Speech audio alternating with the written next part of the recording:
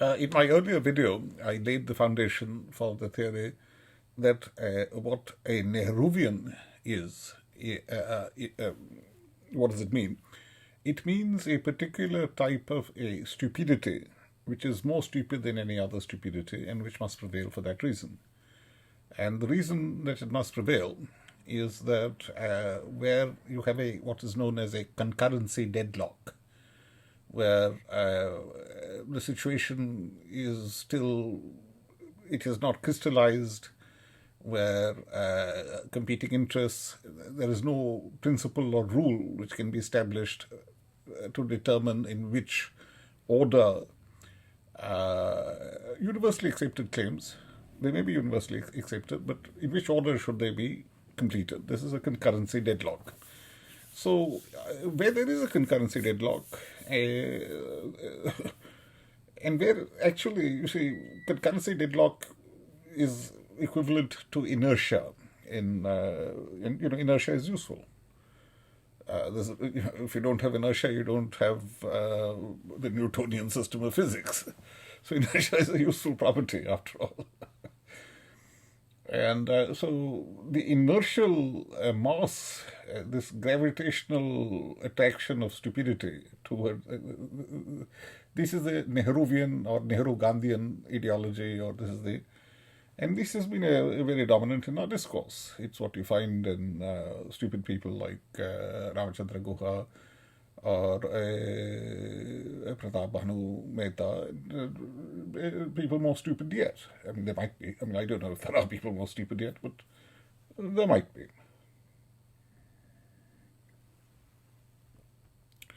You see, now I'm going to talk about the transition from one generation to the other. Motilal, he had been eclipsed by Mahatma Gandhi briefly because the Muslims thought that this is the guy to do a deal with. But Gandhi left them in the lurch.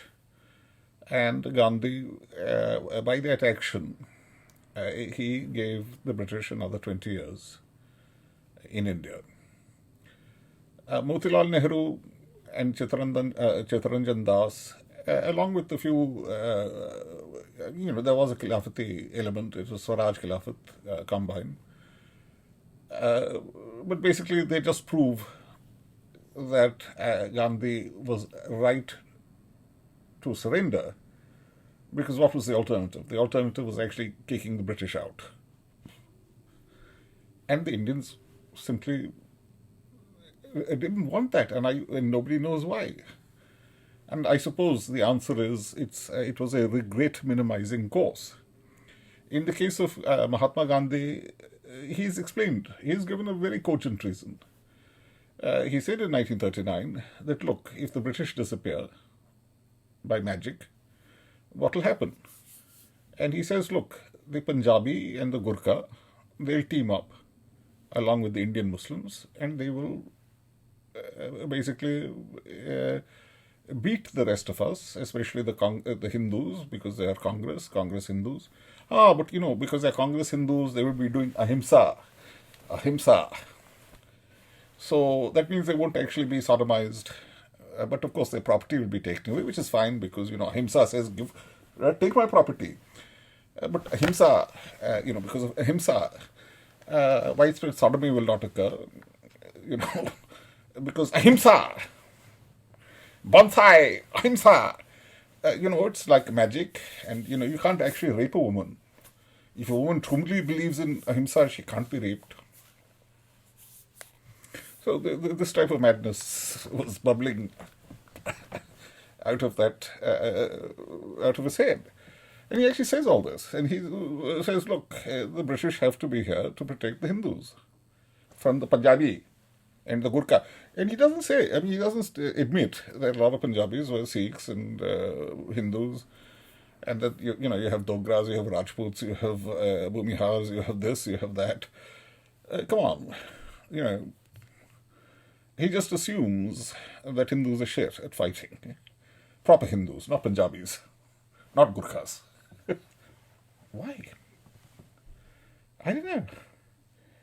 But, in Rajagopalacharya, who's from Iyengar from the south, And he says similar things. He says, oh, Afghanistan will invade us. Afghanistan was fucking tiny. And, after killing people at Jallianwala Bagh, Brigadier Da, he was one of the force commanders who inflicted such a humiliating defeat on the Afghan army that, the Waziris in the region, they looted the Afghan baggage trains. They left the British alone. But who was fighting under Brigadier Da? This is about a month or two after Jallianwala Bagh. Who was fighting in his... yes, there were a few white troops, but they were shit. This is what military history says. Shit. Dogras, Hindus, Muslims, Pathans, they fought. They're the ones who kicked the ass of the Afghan army, which is shit. And yet Rajaji, he's going, Afghans are coming, I'm shitting myself. And of course he was a Tambram or a Telugu Brahmin and, vegetarian. And this is a deep-seated belief. It was Sambandhi, a relative of Mahatma Gandhi. This is a deep-seated belief that if you don't eat meat, you'll get sodomized by the Punjabis and the Gurkhas. Come on, Gurkhas aren't going to sodomize you. Maybe. I don't know. Anyway, this nonsense, for Gandhi and Rajaji and other vegetarians, maybe it was pervasive. But it wasn't really in Bengal, where they had they had Jugantar, and they had a Bruce Lee guy by the name of Bhaga Jatin, Tiger Jatin, who beat up British soldiers. And then he was attacked by a tiger, and he killed the tiger, though he was badly wounded. And, so you have Bhaga Jatin, you have Jugantar, you have Rashmihari Ghosh, who was the Scarlet Pimpernel, master of disguise, and you had Gaddar, the Gaddar movement. You had, and in Maharashtra, come on, nobody says Maharashtrians aren't as tough as shit. In Madras, in fact, you have I think the only caste which was created by the British was the Quinsap caste, which is the Queen Sappers. People in the Queen Sappers regiment. Fantastic regiment. Absolutely superb. And it was a non-veg or non-Brahmin. I mean, it was a Dalit. You could say it's Dalit, but you can't really say it's Dalit because, to be frank, we don't have, from religious point of view, the word pariah, in English, it's supposed to mean, untouchable or, low. But the Parians in Tamil Nadu, from the religious point of view, I'm saying it as a Hindu, from the religious point of view, they are not at all untouchable.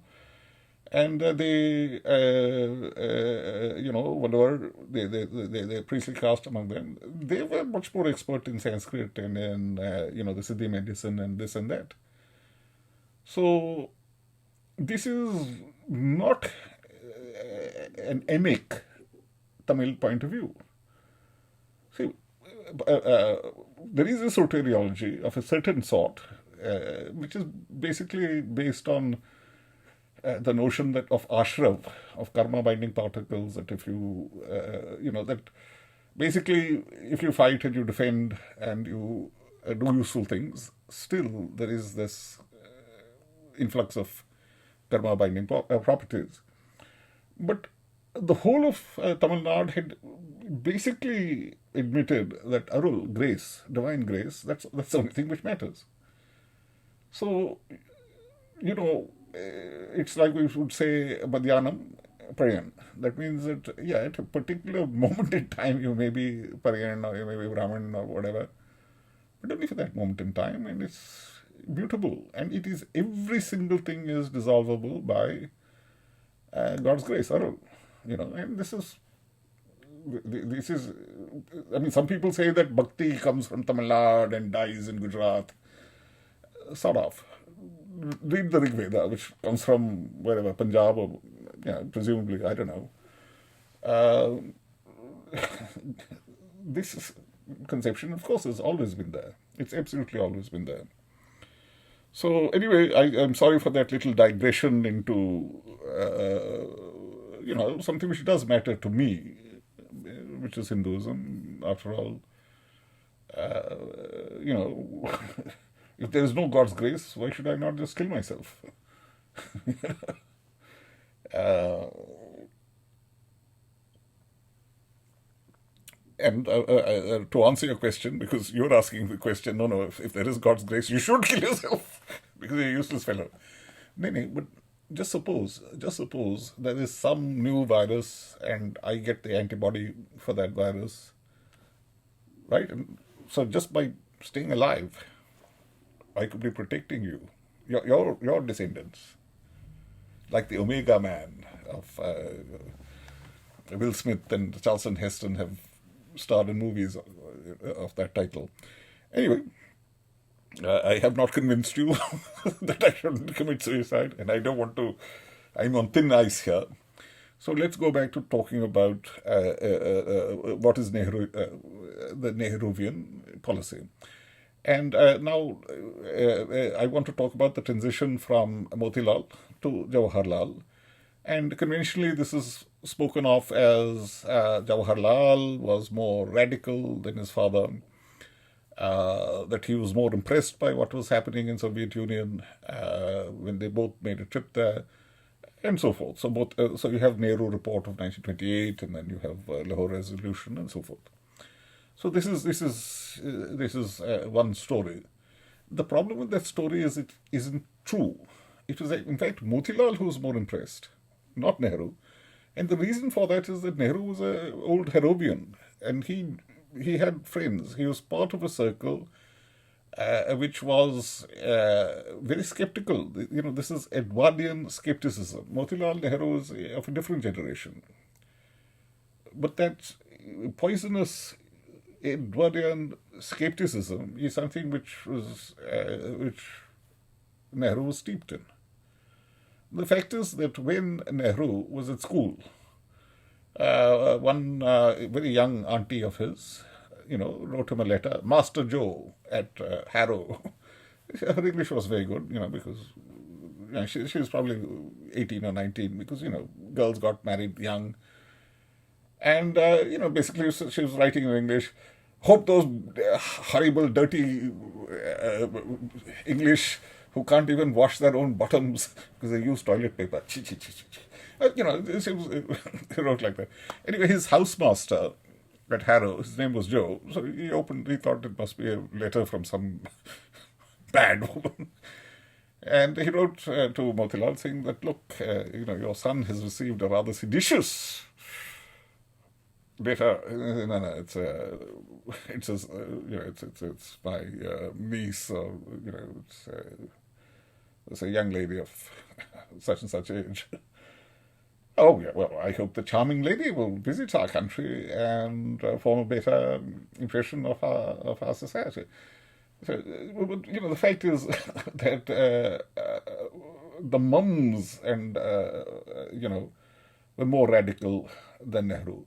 And Alan Dulles, later the CIA director, the brother of John Foster Dulles, the great Cold War warrior, It so happened that, they're a Christian family, and it was their custom in their gap year, between Andover and Yale or whatever it might be, in their gap year, they'd go off and do missionary work.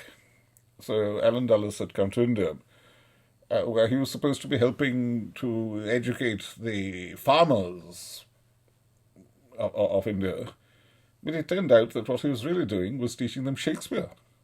Because Indian farmer wants to know about Hamlet and Macbeth. So the guy was completely disillusioned. And there wasn't a lot to do in Allahabad, especially because he was a Christian. He couldn't go to the brothel. And they were going to go to Anand Bhavan and meet the Nehrus. They were nice. You've got tennis courts and a swimming pool and horses for you to ride. And good family. It's very interesting what Alan Dulles says. That, you see, he comes along. He's what, 18, 19. And he chats with with Vijay Lakshmi Pandit. Vijay Lakshmi, I mean, she was not yet, I mean, yeah, the sister, the younger sister of Jawaharlal. And what does he say? He says that she was like a typical Vassar girl. And if you look at, if you are familiar with the literature, Vassar girls of 1911, 1912, 1913, they're pretty advanced in their thinking, and they're not just feminists. They are, well, actually, they're pretty much what we now believe. This is the thing about Vassar. And of course, it was okay for women to have these advanced beliefs because, oh, well, you're just women, I'm sorry, I don't know how to complete that sentence. You're just women and your sons will be as stupid as us. I'm sorry, it doesn't work that way because men don't have babies, men don't get pregnant, and men's sons may like them, they may tolerate them, but they love their mums for an excellent reason. And those mums teach sons that things which the previous generations took for granted are evil. So that's how you have progress. So while I'm talking about Nehruvians and Nehruvianism, the fact is that 100 years ago, Nehru women, or Patel women, or Sayyid women, or Sharma women, or this women, or that women, they changed everything. Because they saw ahead. When they got a little bit, when the door was opened a little bit, they saw the full dawn. And so stupid idiots like me talking nonsense, it's part of the Nehruvian futility and uselessness. But I'm not good looking like proper Nehrus.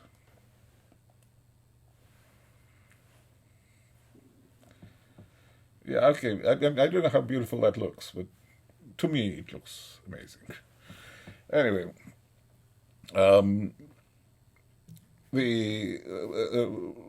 Nehru's transition to socialism must be seen with this background, and that which is that the students or the young people who had gone to college after the First World War, or even during it, you see, they of course accepted Lenin's dictum that Tolstoy in 1905, that Tolstoy had helped the 1905 revolution, and that this paved the way for the Second Revolution of 1917. So the idea was that Mahatma Gandhi and other such bourgeois or petty bourgeois leaders or nationalist leaders, what they do is that first they create the grassroots movement, they actually bring about a revolutionary situation, but then give them 10 years and it will become blindingly obvious that they are completely useless, that they are tossers, that they're shit. And let's look at an example a little bit closer to India, which was the 1910 revolution in Portugal. And the Portuguese Goan, people with names like Mascarenas, Fernandes, and so on, they had spread out even 3 centuries before.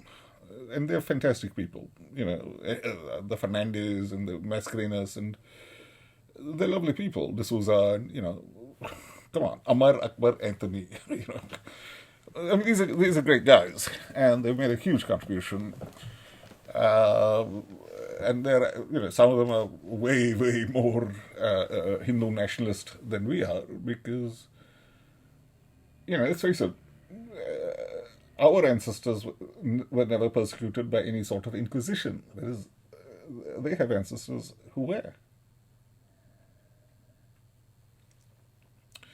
But what I'm saying is that when the monarchy falls in Portugal, I think in 1910, the so-called liberal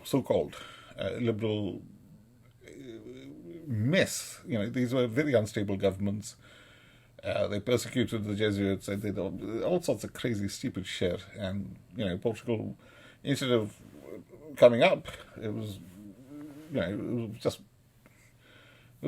horrible. The situation was horrible, and just kept getting worse until Salazar, who's an economist, with the aid of the army, took power. So, and this is actually the precedent for Franco taking power in Spain. So, liberalism of that sort was failing. It was useless. And Indians actually knew about this because of the excellence of the intellectual excellence and leadership potential of the Fernandezes and the D'Souza's. I mean, look at George Fernandez. I mean, for God's sake. How on earth does a Mangalorean Christian, why was he so popular in Nalanda district of bloody Bihar? And I didn't know until I actually heard him speak. And I mean, okay, yeah, I know shit about Hindi and Awadhi and Magahi and all this.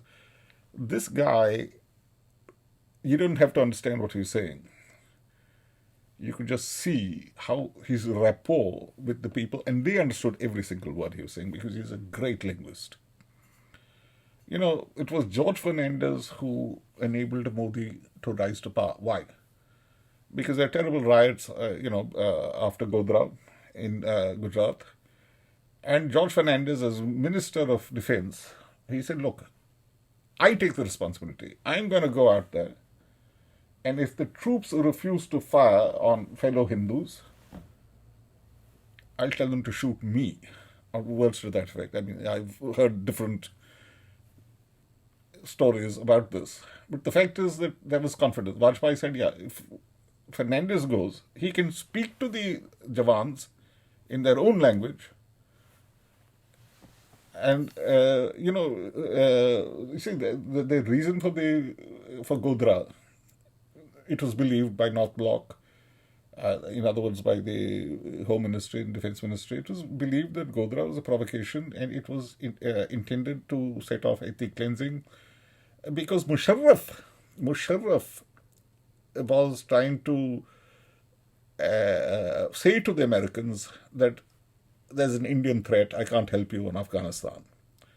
So you have the attack on the Indian Parliament and then you have Godhra.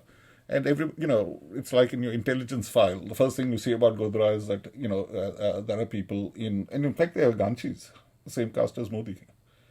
Muslim Ganchis of Godhra, Muslim Ganchis in Karachi involved in crime and, ISI and this guy and that guy. So, it was open and shut. But George Fernandez turns up and he says, army will shoot. They will kill Hindus. Because this is an existential threat. It is a plot by a disgusting, criminal, terrorist regime, narco-terrorist Pakistan, failed state. Very sad, because look at the quality, human quality of Pakistanis. There is no Indian, Hindu, Christian, whatever, who, well, maybe not Muslim, but Hindus really, when the Pakistanis turn on the charm, we melt. But even the... I used to have a huge big beard, and once one chap I barely knew, he dragged me. I was wearing kurta pajama, it was hot, and I had a huge big beard up to here. I was in my 30s, and he dragged me off somewhere. And guess what? He was parading me as an Islamist because of my beard and my kurta pajama. And the guys there, they were clean shaven and so on, and they thought that I was the Islamist from back home. I'm telling you, if you live long enough in London, every part of the whole craziness of the Indian history or other colonial histories, every part of it will be pieced together by you because you will see the granddaughter or the great grandson of these actors, these great political actors. You will see them either in the loony bin or at AA or, just normally. But it is, back to London that everything comes. Now, Nehru's socialism was the opposite of the socialism of Subhash Chandra Bose, J.P. Narayan. But, really, Acharya Kripalani is a different case. The fact is that his elder brother had converted to Islam. So he was a sort of, I don't know exactly what he was doing. Whatever it was completely unsuccessful. His wife was successful. JP and Kripalani, they are like eunuchs, whose wives won't sleep with them. Actually, Kamala Nehru did, at a later point, refuse to sleep with Nehru after she been influenced by Ramakrishna Mission. But she didn't have long to live. So that's a separate matter. Again, what I'm saying is that, forget about Gandhi, it's what the women were doing. When women have that right to deny sex, or basically just to have in their mind the notion that if we are not barefoot and pregnant, we can actually serve our society and our country and liberate our country. That's good. But let's face it, if my mummy had said, no, I don't want to be pregnant, firstly, I can understand it because it's terrible. Don't be pregnant. I don't want to be pregnant. I just want to be fat. I don't want to have a baby come out of my...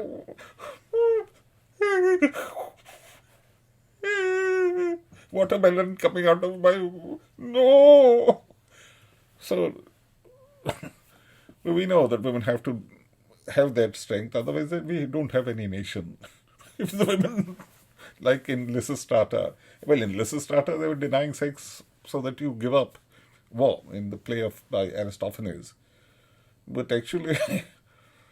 rational women should just refuse to have sex. No. Nehru is part of this. The reason that I mentioned this episode is to say that he is part of this unmanning, or this sense that the Hindu political class, the sense that they were like eunuchs, that the Hindu Mahasabha must be created, otherwise Annie Besant and Sister Nivedita and Margaret Cousins, English women will do it. And Nehru similarly, he feels that he has to become socialist because otherwise, what happens? It's not Chatto, it's not Sarojini Naidu's brother Chattopadhyay, Chatto as he is known. It's not him. He's not the danger. Danger is Agnes Smedley, with whom Chatto had an affair. Agnes Smedley type socialist. She's actually working class. Saklatwala's wife was working class. He'd been elected as a communist MP. And Durga Das and so forth, they present him as another eccentric character. But nothing wrong with his wife. What I'm saying is that the women were more radical. Where is Aruna Asaf Ali and where is her husband who is writing to, oh, please sir, Viceroy sir, I'm feeling a little bit ill. Please let me out.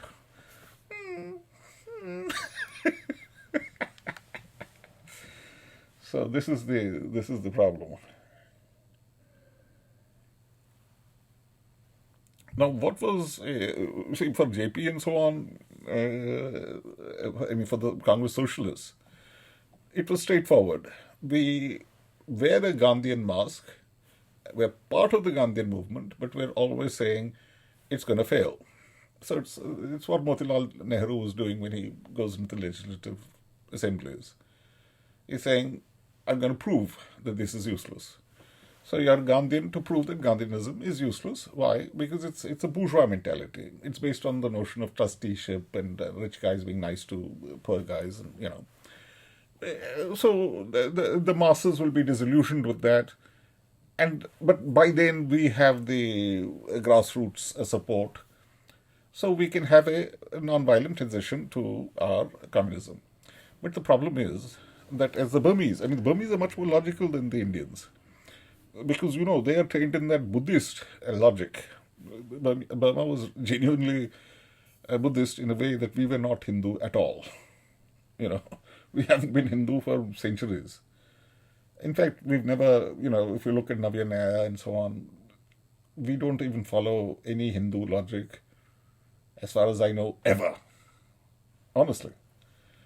And that's good, because,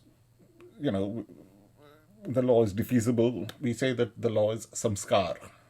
It's not vidhi. It's not, there is vidhi, but it's defeasible. Vidhi is always defeasible. And samskar is always maya. So, anyway, I've written about these things, and maybe I'll add some links to explain why the Buddhists in Burma, why they can really fuck up their country to the ultimate extent, which is a much richer country than us, and the people are fantastic. We love them, and the whole world loves Burmese people. They're very beautiful, fantastic people, but they really fuck themselves up because they're just too smart. And in fact, Mint, who was a professor at the LSE when I was there, he's hinted this, but a little bit, I'll add a link to this sort of thing. So this is in the context of the absolutely beautiful Aung San Suu Kyi, who, like her father, my God, he's so handsome. And he was killed. Basically by white people acting in concert with a very corrupt Burmese guy. And that derailed Attlee's program for Burma. Otherwise, as Aung San Suu Kyi says, if her father had lived, forget about it. Socialism can work. I'm not against socialism. Of course, families can work, societies can work, of course. But not if you have virtue signaling and you say, our true family is not our mummy or our daddy. It is the starving prostitute in the brothel. We must go and feed her our sperm, a life-giving sperm. Or whatever. No, it's virtue signaling, all this bloody holier than thou shit. What artha in Sanskrit means is, it means basically the same thing as oikiosis. It means belonging to something and acting rationally on the basis of economia. Oikos, economia, oikiosis, all these words are related. And, we say artha vidhi. We don't say vidhi. We say, just, getting caught up in holier than thou crazy reasoning as Mahatma Gandhi did. It's stupid. Motilal Nehru didn't do that, nor did Jawaharlal Nehru do that. But that's why Nehru's socialism was more stupid than any other type of socialism. And that's why it prevailed. So now let me tell you who the true Nehruvian was. It was B.K. Nehru. Big surprise. Nehruvian, it was another Nehru. B.K. Nehru gets India what he called free money from America. America is going to finance India to turn into a socialist country non-violently.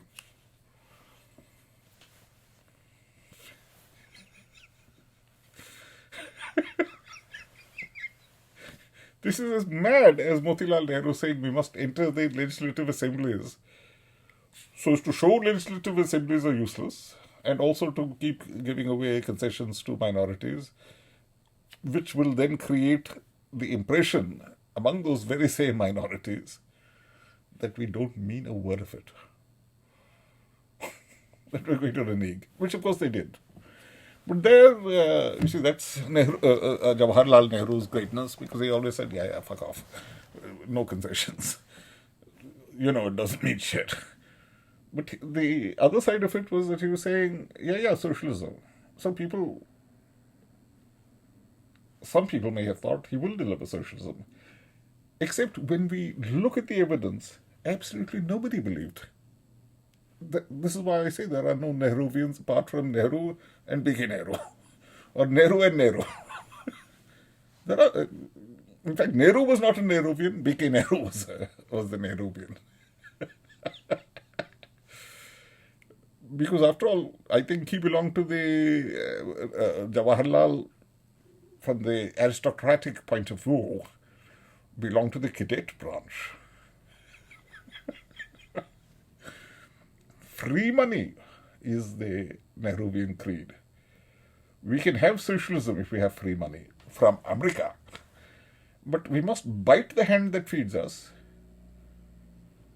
Otherwise,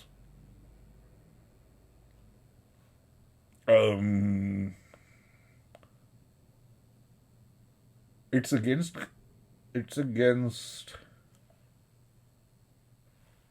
well, it's not Gandhian. So this is why there is no real Nehruvian ideology. Nehru says, science is nice, science is good. And Nehru did try to create a technocratic All India service, an All India technocratic cadre. IS, of course, killed it. But IS, can kill anything.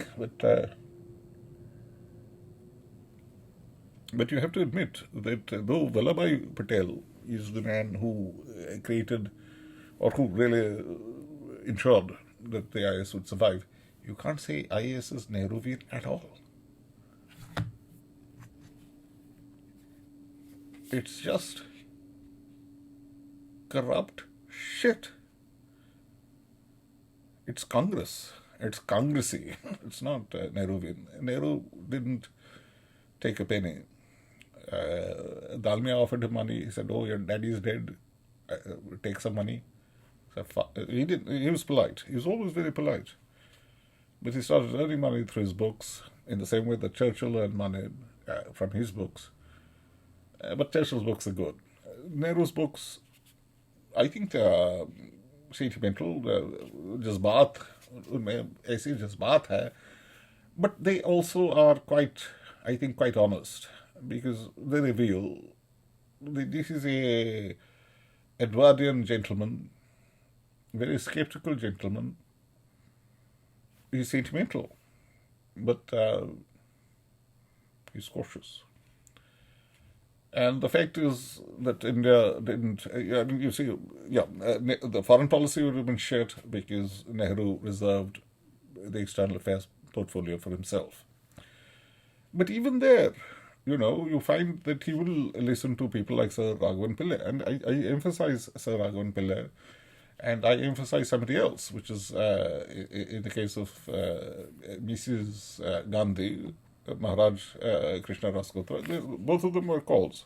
I'm sorry, Raskotra was a call, but Pillai, Raghavan Pillai, you see, he was married to, I think, a Scottish lady or something like that. And I remember, my sister made a study of these things. I remember her saying that, at very crucial periods, that Raghavan Pillai really played an extraordinary role. And very typically, and, I've asked other people about this later, and, I'm now an old man, and old people, my father's age, with all the WhatsApp and so on, it turns out that they are happy to talk to anybody. And they tell you all sorts of things, and you've got to take things with a pinch of salt. But to get in, it's on the basis of these sorts of conversations, and also on the basis of. I think the other thing is that what an old guy tells you now, you've got to check it against what he was saying, what he's actually written, and sort of fit that together with what other people are writing, and to figure out these relationships. But in London, there is something that you can actually do quite easily, or you can do it with greater ease than in New Delhi, because the grandsons and the grandchildren and so on, a lot of them are here, the less successful ones. The successful ones are over there in America. But it is the less successful who carry the ethos, and that makes sense, because every family, there's a ratchet effect. The ethos that you keep represents the highest in your line that your guys got to. And this is one reason why, though I'm a Hindu fanatic and crazy Modi Bhakt, I know the other side of I know the other side of the story. I know that Hindus and Sikhs and Bhadralok Bengalis and Navasudras, they suffered terribly, but they saw it coming. What happened to Bihari Muslims and like that, they didn't see it coming, and they were like families, because I tried to write a bit of Urdu poetry and all this shit, but also because I'm quite poor, and I'm very ugly and stupid, and to hear my Urdu poetry is to make anybody who knows Urdu, they will laugh their head off, because I'm Madrasi. It's a joke. It's a good joke. But for the elderly ladies, who are from very distinguished families, and I can really understand this, because like people like Rajaji or other great Gandhians, back in the 70s, their descendants weren't doing well at all. I mean, now they are, because they're all extremely bright. But, for the people from my country, from India, Bihari or other, what is called Muhajir, and,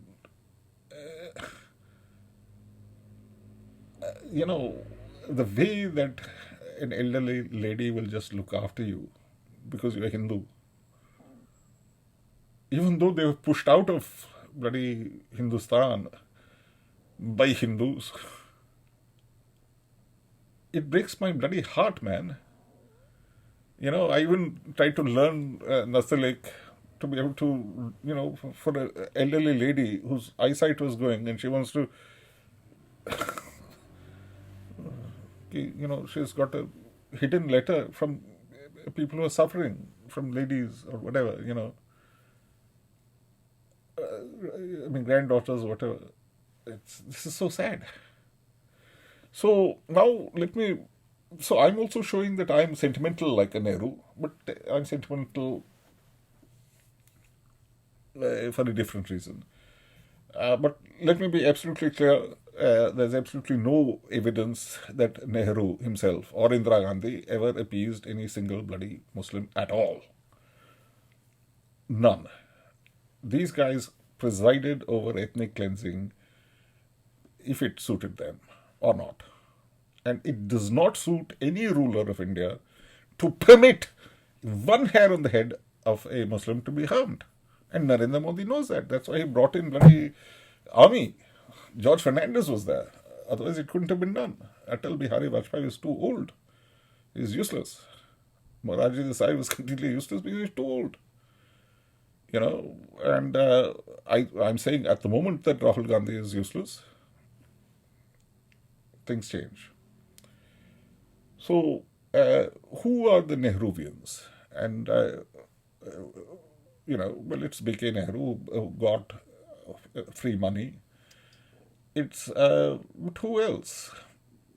And the answer is nobody on the bench.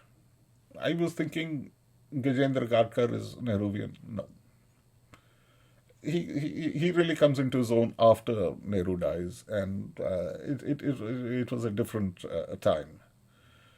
You could say he's an Indra Gandhianism, but no. So Nehruvianism, really, what was it about? It was about skepticism, because when Nehru, he screwed up external affairs because he's stupid as shit. But he didn't screw up the economy. He brings in people like TTK, an important right-wing industrialist or a progenitor of industrialists, Deshmukh, ICS officers. He brings in right-wing people. And these guys all turn Bolshi, they all turn left-wing, because, and this is why. The answer is very simple. Back in the 1890s, when Japan started to industrialize, what it did is it first had nationalized industries, in heavy industry, and then it privatized them. And it was obvious that the same thing would happen in India. So you use aid, or you get soft loans to build up the heavy industries that we need and the infrastructure, and then it'll be privatized, because not to privatize PSU is just stupid. Because if you don't privatize it, it's going to be a fucking money pit, right? So it's nothing to do with Nehru. And of course, there was also, a lot of, honestly, don't get me started on the economic policies of the 1950s. It's not Nehru's fault. So nothing to do with Nehru at all.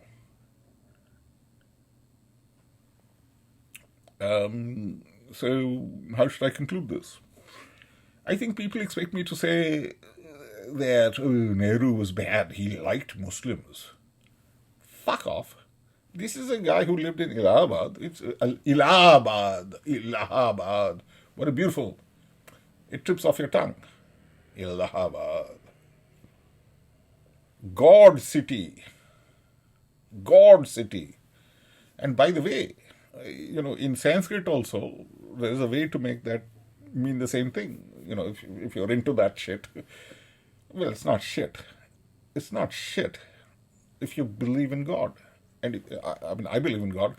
I'm sorry, I should say that if you believe that scholarship in Sanskrit can bring you closer to God.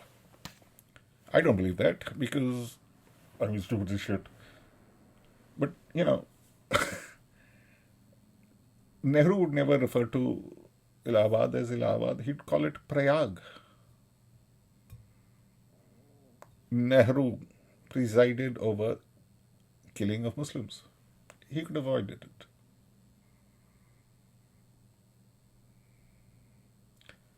Those are our Muslims. The Hindus who got killed, they were their Hindus. And they don't like having killed them. They don't like it at all. Because they didn't do the killing. It was a crazy, the rapists and the serial killers, the monsters who did it. So let's be very clear about this. There's absolutely zero appeasement by Nehru of minorities. Nothing compared to Vajpayee's appeasement of some fucking terrorists. Fuck off. So, what is there left? Oh, was Nehru against Hinduism? We were all against a casteist Hinduism. The reason that I reluctantly have to support Modi is because he really is against casteism. He really, and he proves that it is shit. casteism is shit. He proves empirical proof that, there is a vidhi in the Rig Veda. It's an injunction against hereditary casteism. And he is the demonstration. He is the empirical evidence. He is the proof. Hujjat. Yeah, Hujjat. Hujjat means proof. Hujjatul Islam means this man is the proof of Islam by his just very existence. So this is the Hujjat of Hinduism. Look at his beard. Now people are going, he looks like a rishi. But never forget that he is a Ganchi oil presser. He has taken the bloody seeds and he has pressed out a good oil. And the oil is useful for us. So, but Nehru also did the same thing. And yes, he was a shit external affairs minister.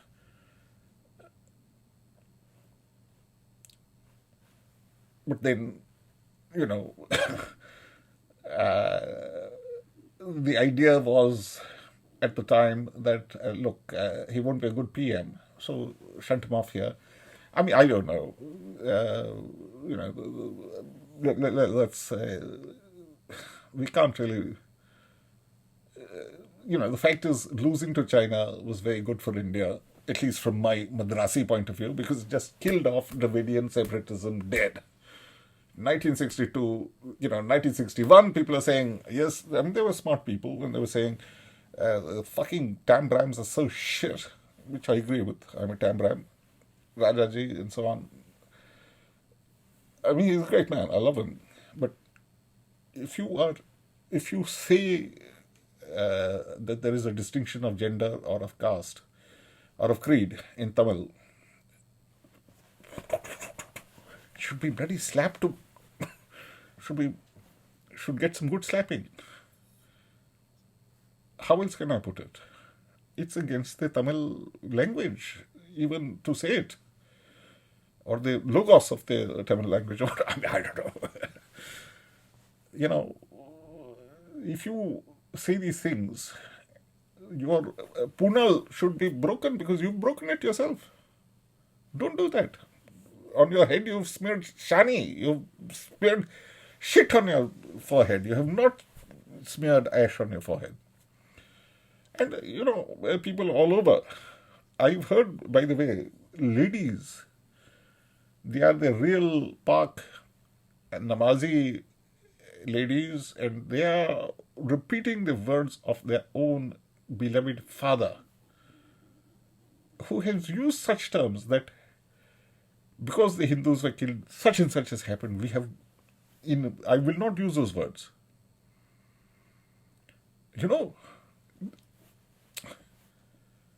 Desecration of the religion. So anyway, now I've shown some sentimentality and I've talked bloody nonsense for 2 hours. What can you say?